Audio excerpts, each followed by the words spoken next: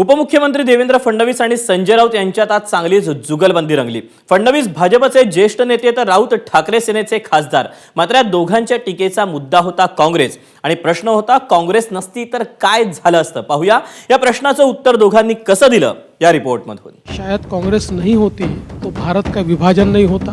कांग्रेस नहीं होती तो देश को आज़ादी नहीं। कांग्रेस नहीं होती तो भारत में अनाचार, दुराचार, अत्याचार, भ्रष्टाचार की एक जो मालिका हमने देखी वो शायद नहीं होती। काँग्रेस नसती तर देवेंद्र फडणवीस, नरेंद्र मोदी, अमित शहा यांना अजूनही ब्रिटिशांची चाकरी करावी लागली असती।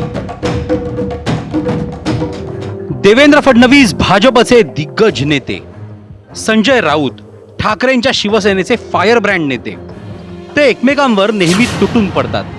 यावेळी मात्र त्यांच्यातील जुगलबंदीचा मुद्दा आहे काँग्रेस आणि त्याचं निमित्त ठरलंय एक पुस्तक। त्या पुस्तकाचं नाव आहे काँग्रेस नहीं होती तो क्या होता।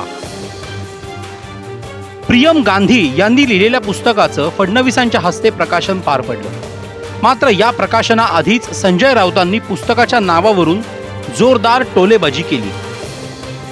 या देशात जर काँग्रेस नसती तर या देशाला स्वातंत्र्यच मिळालं नसतं। महात्मा गांधी असतील, लोकमान्य टिळक असतील, दादाभाई नौरोजी असतील, सुरुवातीच्या काळात सुभाषचंद्र बोस असतील, सरदार वल्लभभाई पटेल असतील, हे सगळे काँग्रेसच्या विचारानं प्रेरित होऊन स्वातंत्र्य लढ्यामध्ये उतरले आणि त्यांनी ब्रिटिशांशी लढा दिला। नेहरूंचं आधुनिक नेतृत्व या देशाला काँग्रेसमुळे मिळालं। लाल बहादूर शास्त्री मिळाले, राव मिळाले, इंदिरा गांधी, राजीव गांधी ज्याने या देशाला तुमच्या हातातला मोबाईल दिला, इंटरनेट दिलं। काँग्रेस नसती तर देवेंद्र फडणवीस, नरेंद्र मोदी, अमित शहा यांना अजूनही ब्रिटिशांची चाकरी करावी लागली असती। हे सत्य त्यांनी स्वीकारलं पाहिजे। काँग्रेस नसती तर या देशाला आधुनिक नेतृत्व मिळालं नसतं। हा देश बुवा महाराज तंत्रमंत्रवाल्यांच्या हातात गेला असा जो आज गेलेला आहे, बरं का, जादू टोणा छूमंतर जो आज गेलेला आहे। काँग्रेस नसती तर पाकिस्तानचे 2 तुकडे झाले नसते, जे मोदी आणि भाजपला बाप जन्मात कधी जमणार नाही। नुसते इथून काय कुठला अटॅक, तो सर्जिकल स्ट्राईकच्या नावाखाली इथून फटाके फोडून तिथं पाठवायचे सीमेवरून। इंदिरा गांधींनी पाकिस्तानचे 2 तुकडे करून फाळणीचा सूड घेतला। देशाच्या फाळणीचा बदला इंदिरा गांधीने घेतला। काँग्रेस नसती तर हे झालं नसतं। त्याच्यामुळे भारतीय जनता पक्षानं काँग्रेसचं कायम ऋण मानले पाहिजे की काँग्रेस आणि काँग्रेसचं नेतृत्व त्यावेळेला होतं, म्हणून तुम्ही या स्वातंत्र्याची सूर्यकिरणं पाहता। आता प्रकाशन सोहळ्याआधीच राऊतांनी आरोपांची अगरबत्ती लावल्यावर ती अगरबत्ती पकडून फडणवीसांनीही जोरदार फटाके फोडले। शायद कांग्रेस नहीं होती तो भारत का विभाजन नहीं होता। आज जिस प्रकार से हमारी सांस्कृतिक आइडेंटिटी को हमें रीडिफाइन करना पड़ रहा है, जिस प्रकार से उसको हम लोगों को वापस खोजना पड़ रहा है, शायद उस आइडेंटिटी को अभी तक हम लोग एस्टैब्लिश कर चुके होते।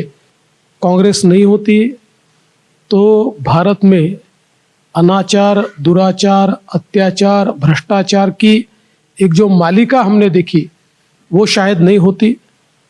आतंकवाद और बाकी इस प्रकार की सारी जो चीज़ें हमको आज दिखाई पड़ती है वो नहीं होती। और जो विकसित भारत आज प्रधानमंत्री बना रहे हैं, शायद अभी तक हम वो बना पाते। तो मुझे लगता है कि कांग्रेस नहीं होती तो ये जो हिस्टोरिकल गलतियां है 370 जैसी जिसको मोदी जी सुधार रहे हैं, ये गलतियां भी नहीं होती और एक सशक्त भारत आज तैयार होता, ऐसा मैं मानता हूं। राऊतांनी आरोपांच्या अगरबत्तीचे चटके दिल्यावर फडणवीसांनीही प्रत्यारोपाचे फटाके फोडलेच, पण शिवसेना आणि राष्ट्रवादीत पडलेल्या बंडाच्या भगदाडावर महत्त्वाचं वाक्य करत नवा धुरळा उडवला। मी पुन्हा येईन ये केवल सिंगल लाइन नहीं थी। मी पुन्हा येईन के साथ मैं किस लिए वापस आना चाहता हूँ ये था, किसकी सेवा करने के लिए आना चाहता हूँ ये था। महाराष्ट्र को कैसे बदलूंगा ये था, ये सारी चीज़ें थी। लेकिन उसमें से मी पुन्हा येईन ये लाइन लोगों ने ज़्यादा कैच की, और वो इतनी कैच हो गई कि वो जो कविता मैंने पढ़ी थी उसको किसी ने बंगाली में ट्रांसलेट कर दिया, किसी ने अंग्रेजी में ट्रांसलेट कर दिया, और एक प्रकार से वो एक बहुत ही बज़ लाइन की तरह वो लोगों के बीच चली गई। लेकिन मैंने कहा था मी पुन्हा येईन, तो उसमें 2.5 साल लग गए, लेकिन 2.5 साल बाद आया तो ऐसा आया कि दोनों पार्टी तोड़कर आया। एका बाजूला इंडिया आघाडीची मुंबईत सभा पार पडली, त्याचं वातावरण निर्माण करण्याचाही विरोधकांनी प्रयत्न केला।